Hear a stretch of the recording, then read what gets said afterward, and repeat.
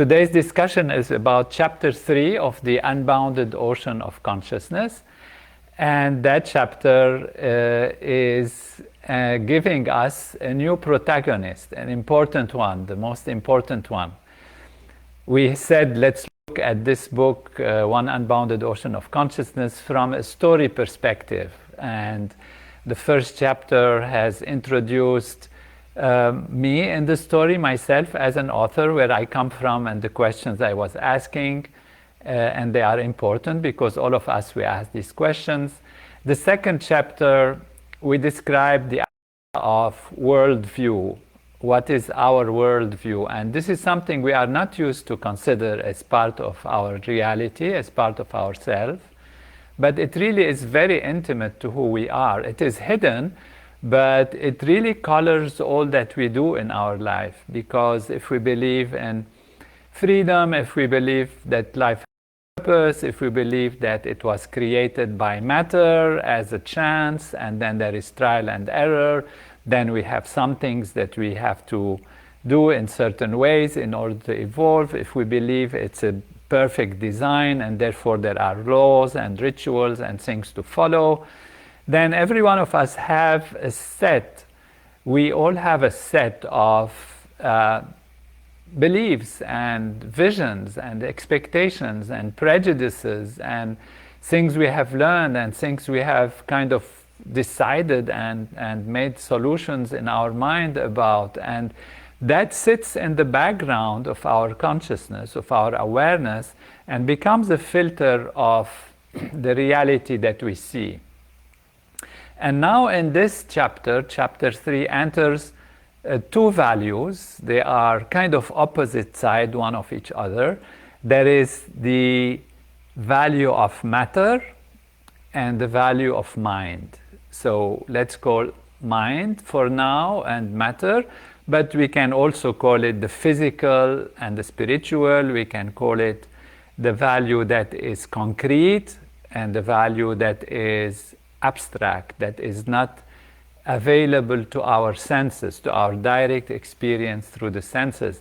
It's available to us through our mind as a thought, through our intellect to analyze it, through our sense of being, our sense of self, our sense of thinking that this is what we are, this is who we are, and identifying ourselves with something. So all of this is there in terms of the reality of what we live, and we see all our life and everything that happens in our life.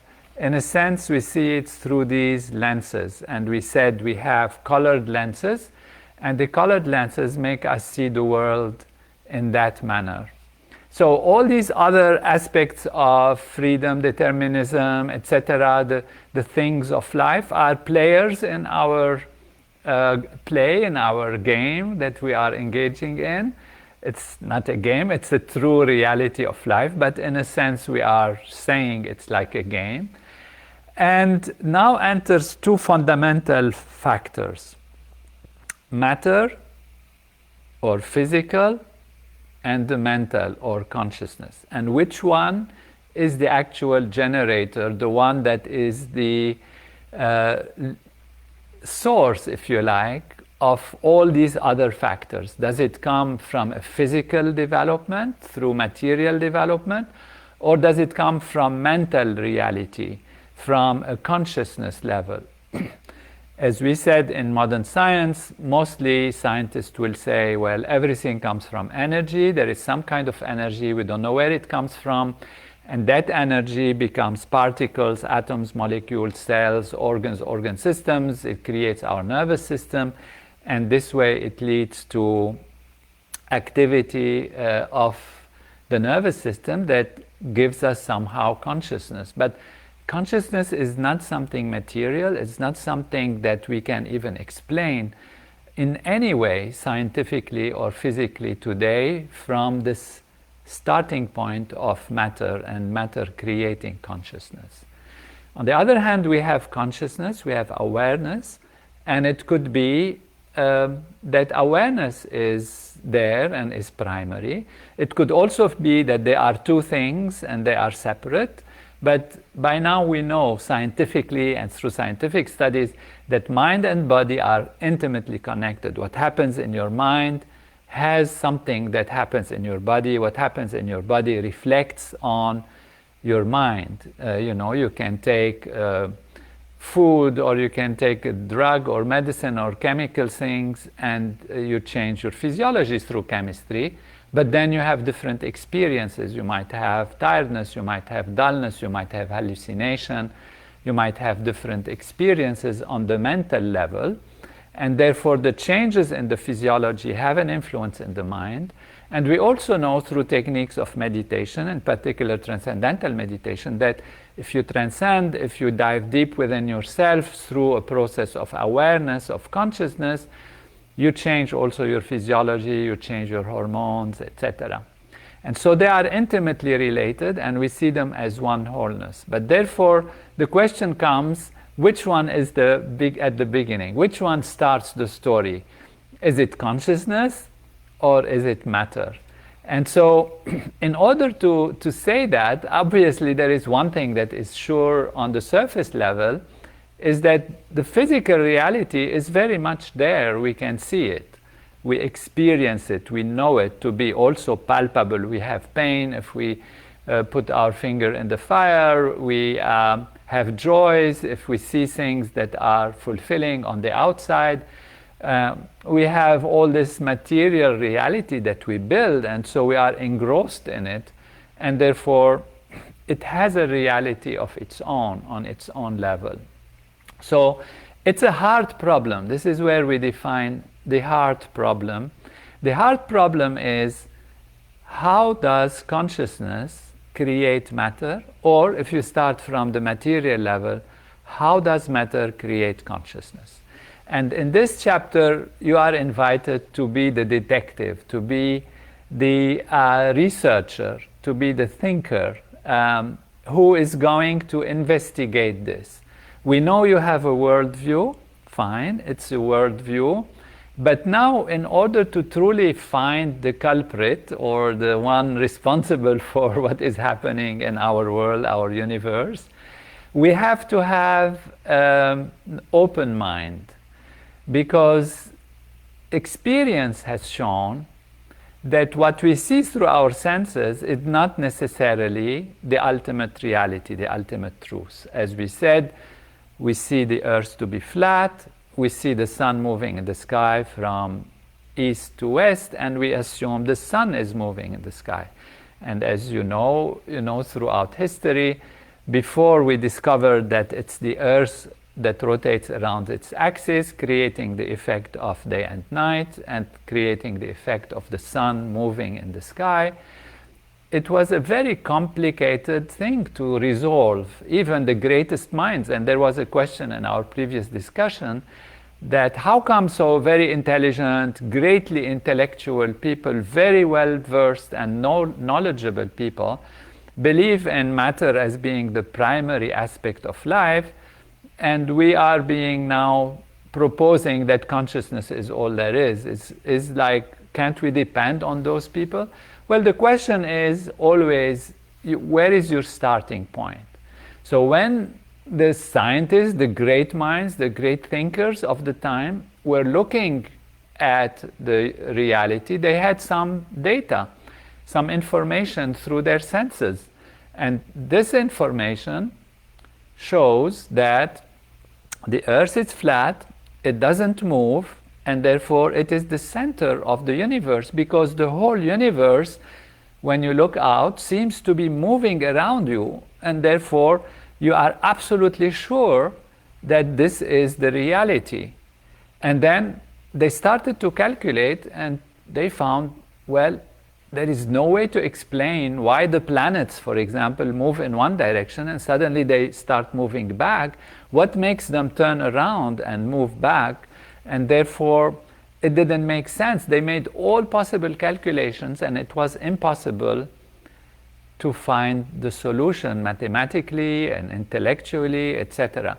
What they had to change is not the mathematics, it's not the logic, it's not the deduction. It's their primary assumption that the earth is flat and is the center of the universe. And that took a long time and very difficult discussions to change. We said yesterday that that's the same with our concept of reality on the classical level of physics, the outer expressions. And when we go to the deeper levels of physics and we look into the atom and the particles, they behave in a different way. They can be in two different places at the same time. They can be superposed. They can connect with each other over long distances, faster than the speed of light. And these are points that are brought in chapter 3 to let us be open-minded. So therefore, we have our own glasses. But if we want to really find the culprit, if we want to find the reasons for things or discover the treasure, if you like, of the reality, we have to have an open mind. And even though we say we have an open mind, we have to have some assumption at the beginning. And that is why in this chapter, I present the assumption that consciousness is all there is and that we're going to start from this assumption. Now, is it wrong? Is it right? Is it a belief system? Is it something we have to believe in? That's not the point at all. It's something that gives us a starting point. And in science, the ability to solve many mysteries, and there are many mysteries in science, in life, in philosophy, but the ability to solve many mysteries at once has always been an indication that we are on the right path. And so, if you have a hypothesis and it leads to something realistic, something real, something effective, then you can say that it is correct. So therefore, it is not on the basis of believing one way or the other. It's on the basis of looking at reality, doing the detective work, why this happens, how this happens, what is matter, what is mind, what is their relationship, and trying to put the things together that are missing and see if you can fill the parts so that the puzzle is solved. So every part has to fit. You cannot have something that is in contradiction with observation, with knowledge that is for sure has been demonstrated to be true. And it has to fit and answer the questions that we have. So that is really the basic aspect of the chapter, just to say, let's have an open mind, let's just go through it, and there is a proposition that consciousness is all there is. It's a proposition, and we want to analyze this proposition from different perspectives. Thank you for your questions. There have been many questions that have come. I look at them and we will answer them. Some of them are not related to the chapter as is, this particular chapter, but we will address some of them because they are also very interesting. I have from Gayan Kostikyan from Armenia two important questions, and that is, one is the dialectic between chance and orderliness, and as you will see in the book, it really puts, dialectic means to put together things that can be opposite and like that. This is in a simple way where we can find either a compromise or we can find that both realities are true and they can coexist. And in fact, you will see that yes, this reality is like that there could be freedom and chance. At the same time, there could be orderliness.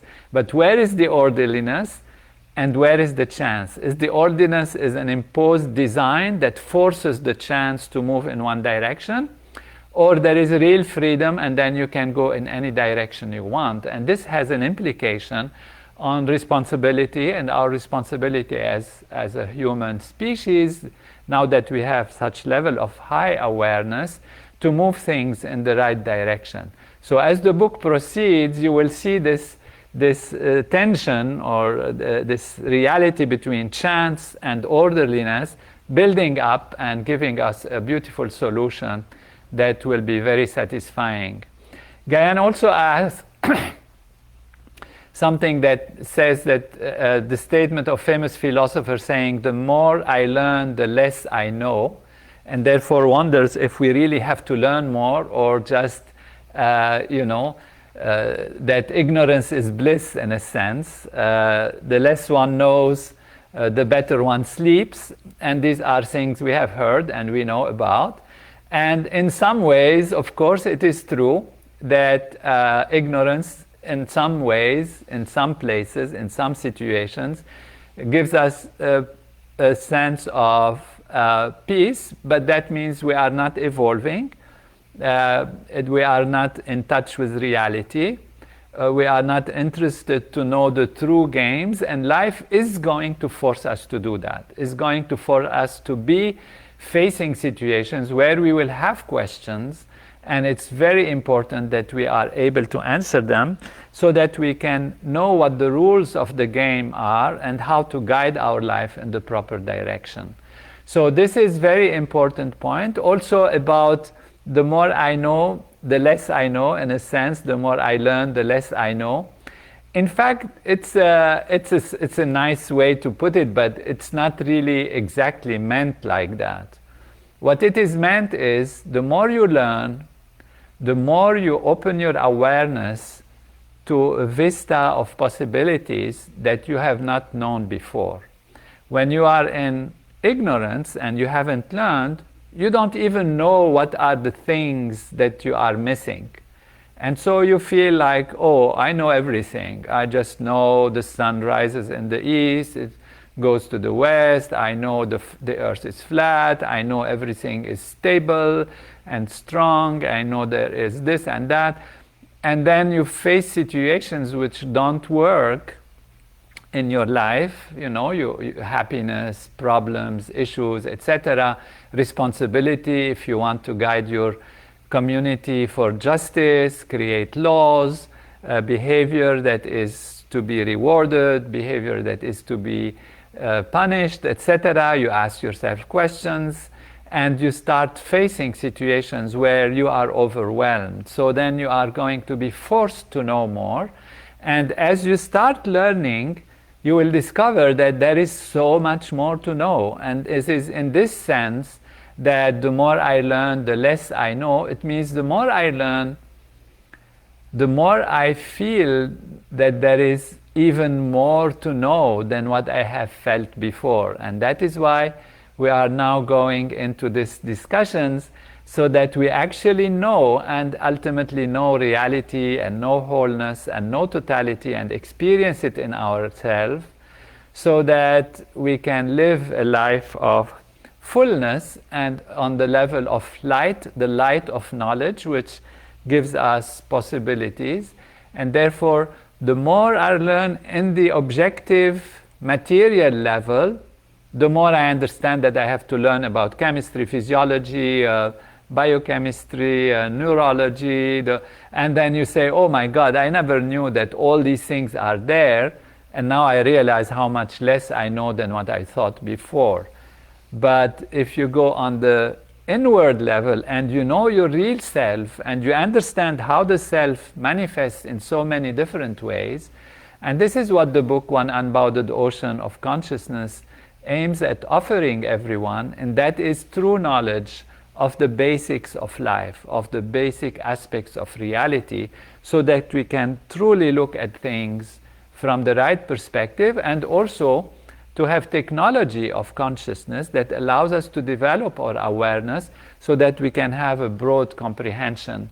There is a saying in the ancient Vedic literature, in the traditions of ancient India, that says, know that by knowing which everything is known. So if you know the unified field and its dynamics within yourself by direct experience, then you can have spontaneous right action, spontaneous knowledge, spontaneous experience, because you are established in that field which contains all the laws of nature.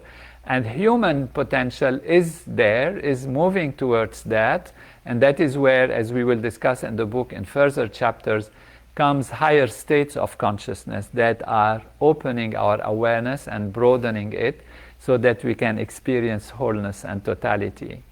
Lydia Cohen from Israel is asking, Does today's quantum field physics describes perception in the state of unity consciousness, or there is still more to go?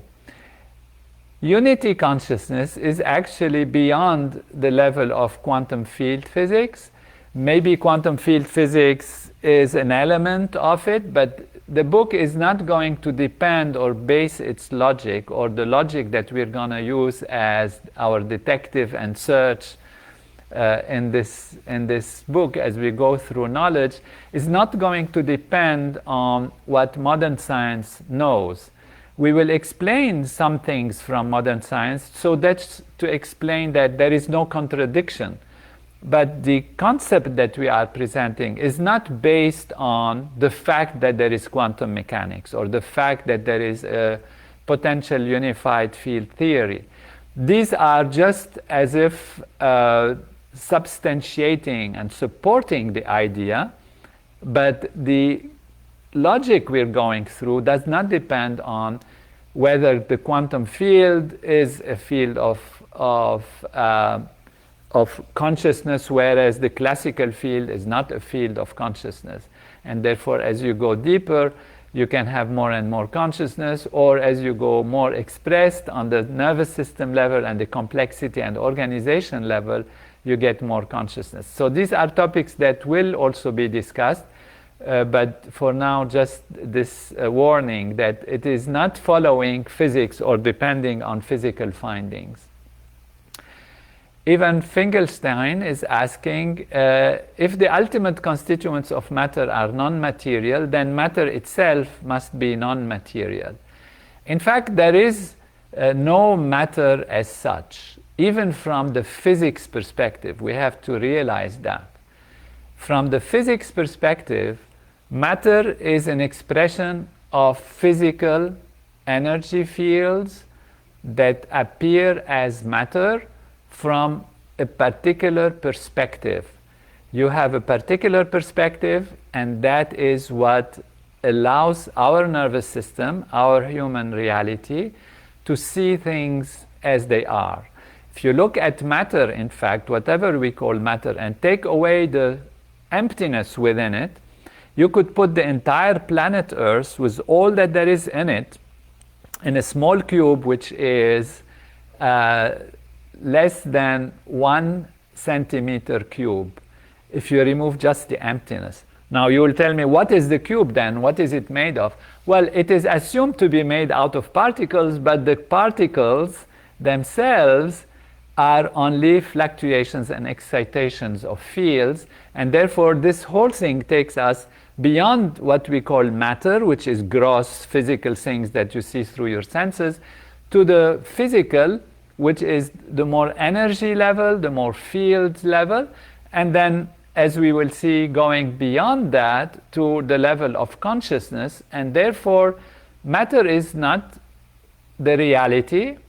Physical is itself a perception, a way of perceiving. And yes, you are right, in a sense, it means that matter is actually spiritual. But to get to that, you have to go through a certain logic and not be, just taking it as a conclusion from the beginning, because then, even though the solution is simple, you have to go through the steps so that you understand the logic and not take it as a dogma or a belief system.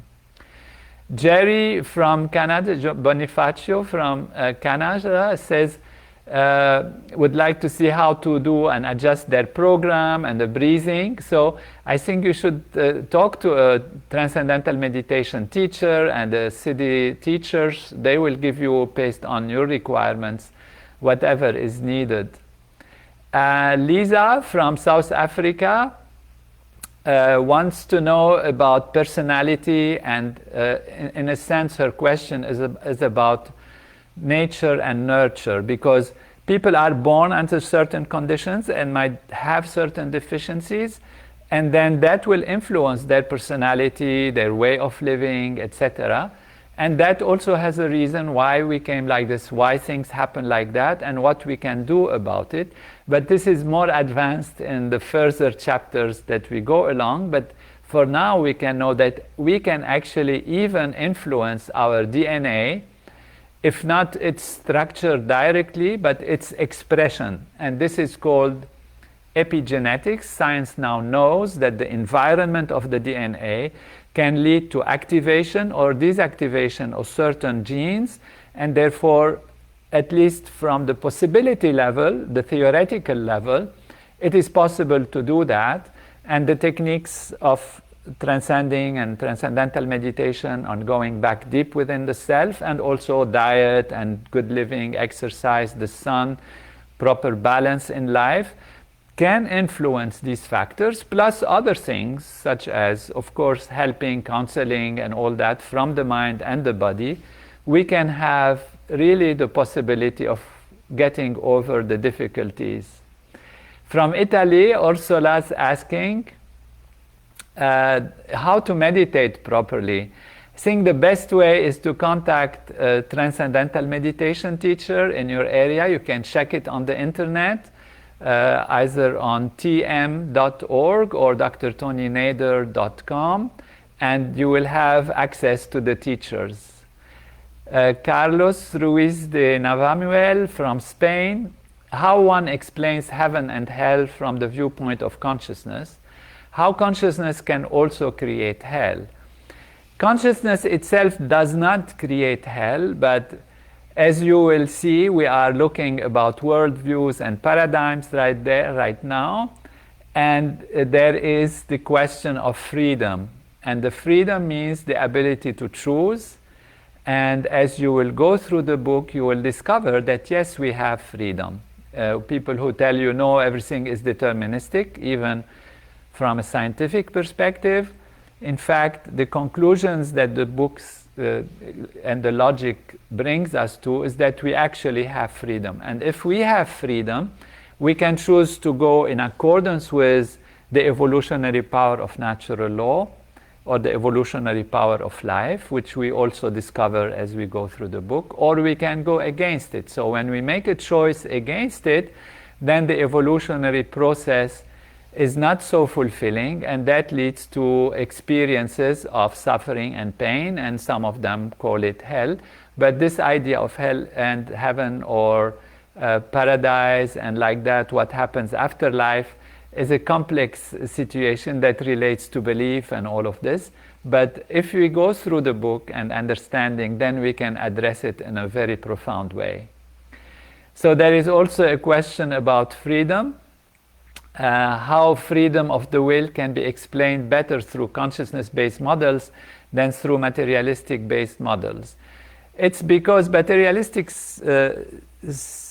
based models are models that have a hard time to explain why freedom would arise when there are very strict laws of nature.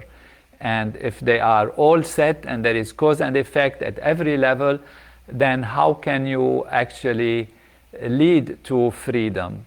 Whereas there is a real reason why freedom is there, and freedom actually becomes a very important factor in the play of the unmanifest becoming manifest, and you will discover this through the book.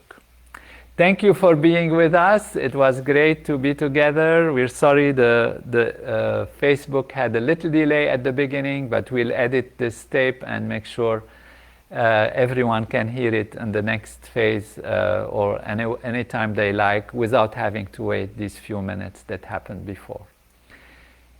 We meet with you again tomorrow for chapter 4. You can have the book, read it, and we will discuss it. Send me the questions through your chats or through the links that you have. And read, even if you've read it already, read chapter 4, and that will be the topic of the discussion tomorrow at 12:30 Eastern Daylight Time. That is New York time. All the best, stay healthy and happy.